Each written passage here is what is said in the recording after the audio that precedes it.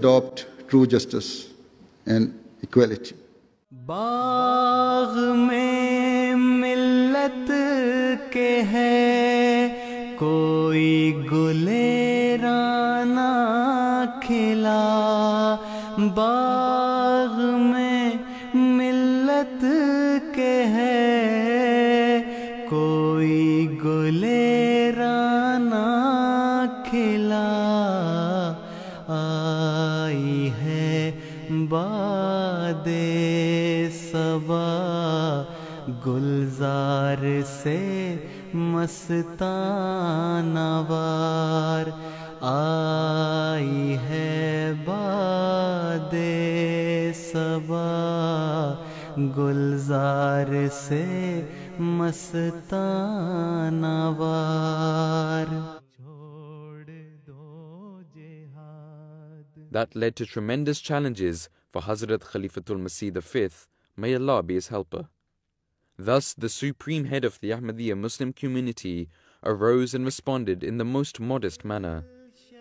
It was at this time this leader of an apparently unknown but humble community rose and took a stand, equipped from the knowledge and wisdom that he had inherited from the promised Messiah alayhi salam.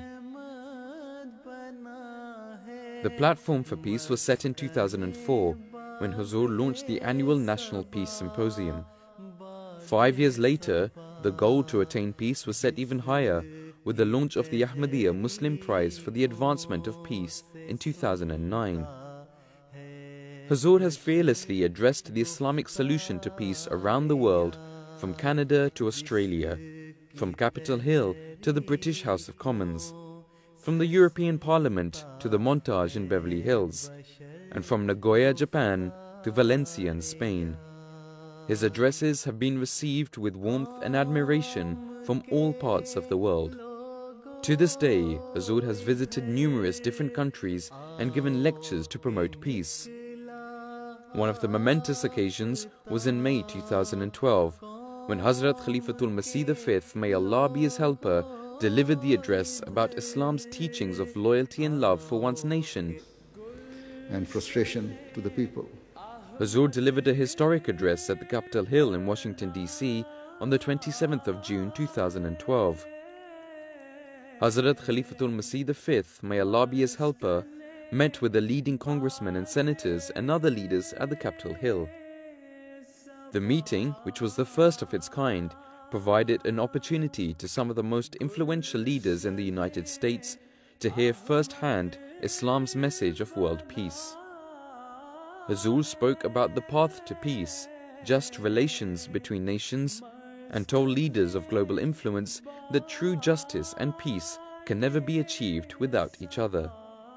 I have visually seen Nancy Pelosi, the head of the Democratic Party in the House of Representatives, attentively leaning in and listening to the entire speech. I have seen the Lieutenant Governor of California, Gavin Newsom, one of the most powerful men in California, attentively listen to the entire speech.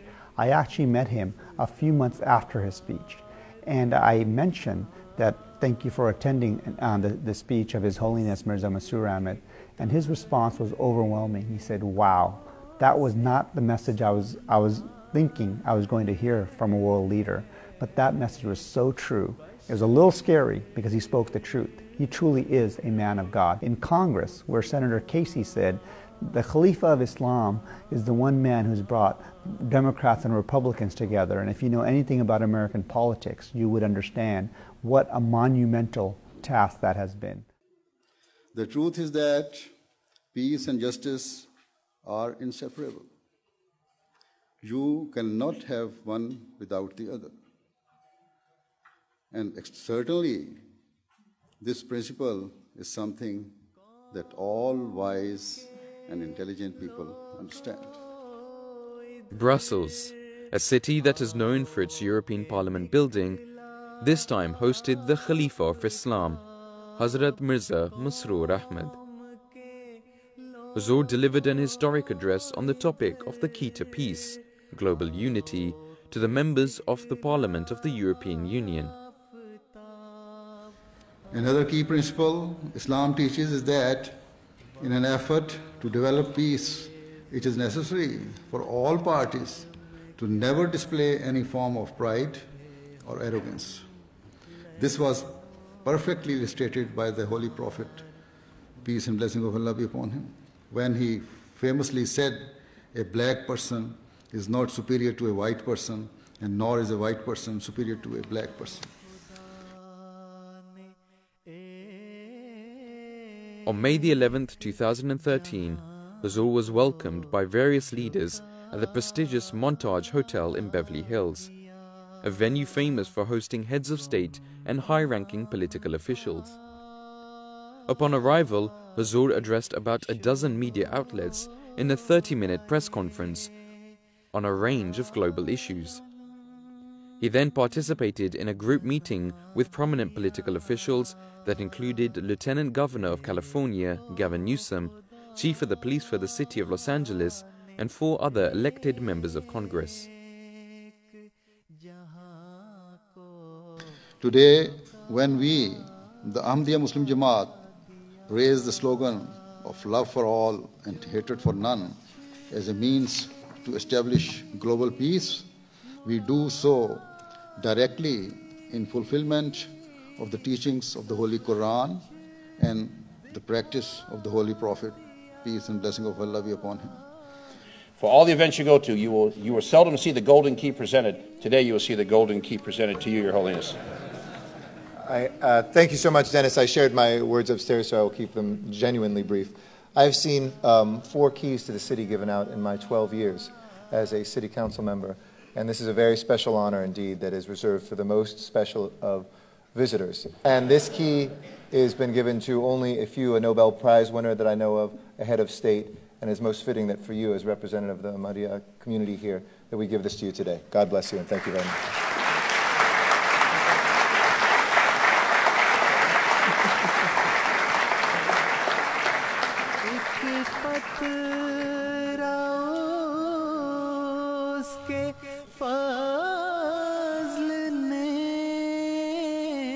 After his visit to the United States, Huzur Anwar took the same message of peace to other world leaders.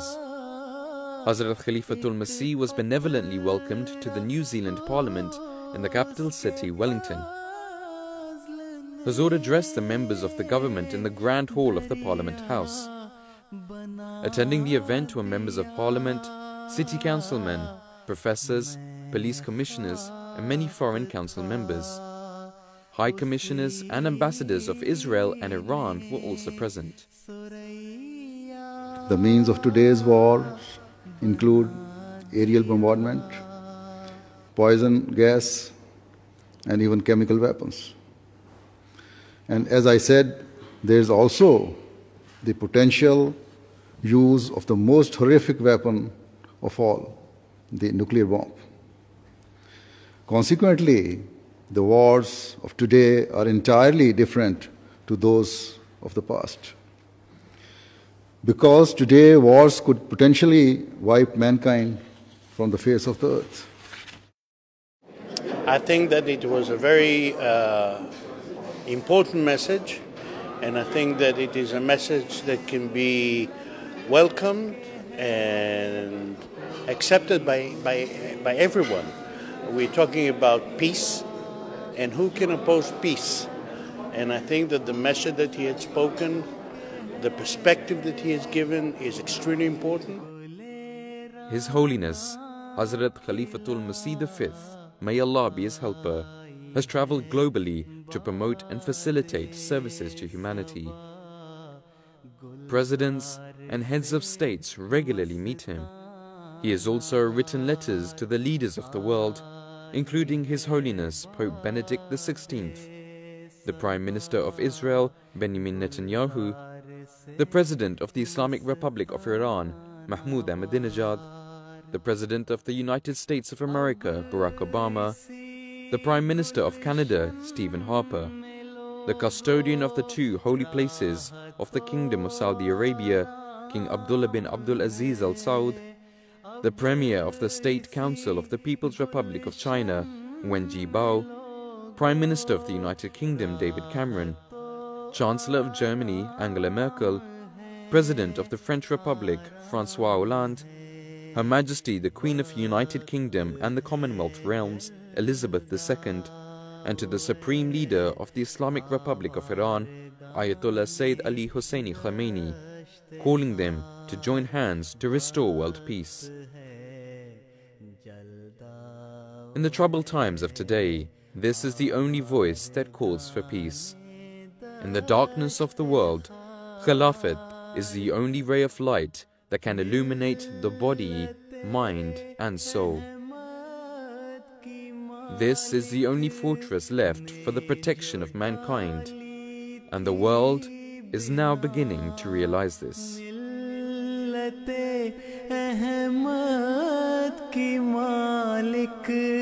ने जो डाली थी बिना